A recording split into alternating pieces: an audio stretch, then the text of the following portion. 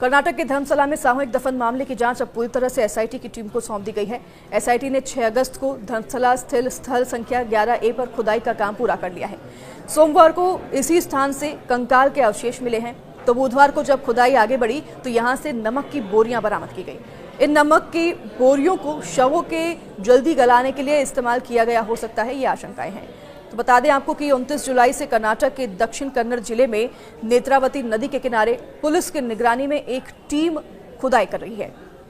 क्यों कर रही है, देखिए आपको बताते हैं। वो इसलिए कर रही है क्योंकि यहाँ पर पता लगाना चाहती है कि क्या जमीन के भीतर कंकाल दबे हुए हैं, और ये इसलिए क्योंकि जब एक कर्मचारी जो कि दलित कर्मचारी है वो सामने आकर गवाह देता है, उसके बाद से पूरा देश हिल जाता है।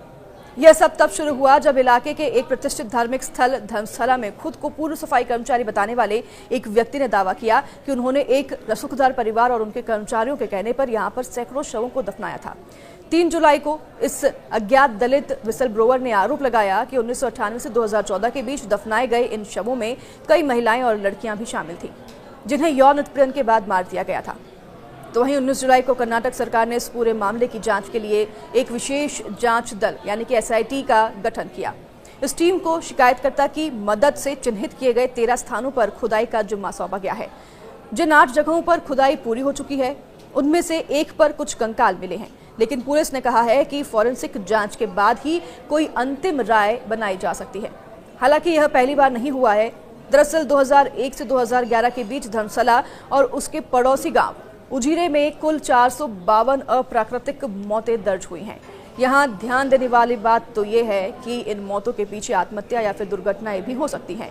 इसके अलावा जिन 452 मौतों का जिक्र किया गया है उनका संबंध उन दफन मामलों से नहीं है जिनका दावा पूर्व सफाई कर्मी ने किया था, क्योंकि उनके आरोप केवल उन मामलों पर हैं जिनकी कथित रूप से पुलिस ने जांच नहीं की।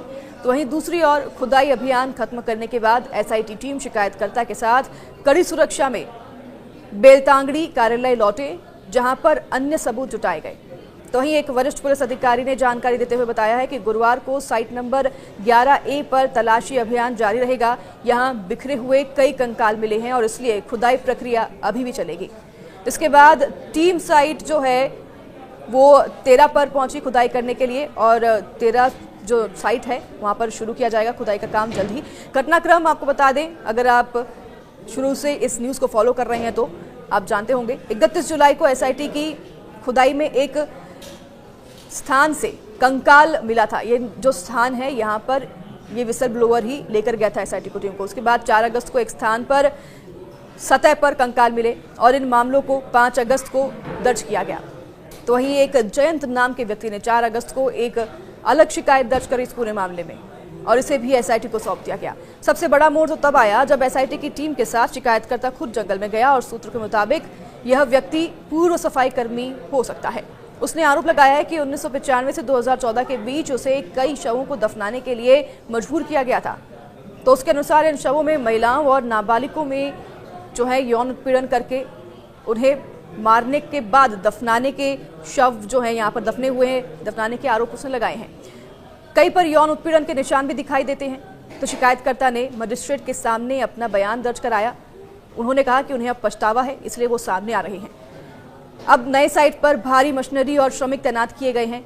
फॉरेंसिक विशेषज्ञ पूरे इलाके का विस्तृत सर्वे करने की तैयारी कर रही है। हालांकि एसआईटी के अधिकारी ताज़ा घटनाक्रम पर खुलकर कुछ नहीं कह रहे हैं, लेकिन अंदरूनी सूत्रों के मानने अगर तो उनको ये पता चला है कि यह स्थान जांच के लिहाज से बेहद महत्वपूर्ण हो सकता है। तो पिछले 2 दशकों में धर्मशाला में सामूहिक हत्या और दफनाने के आरोपों के बाद एसआईटी का गठन किया गया है।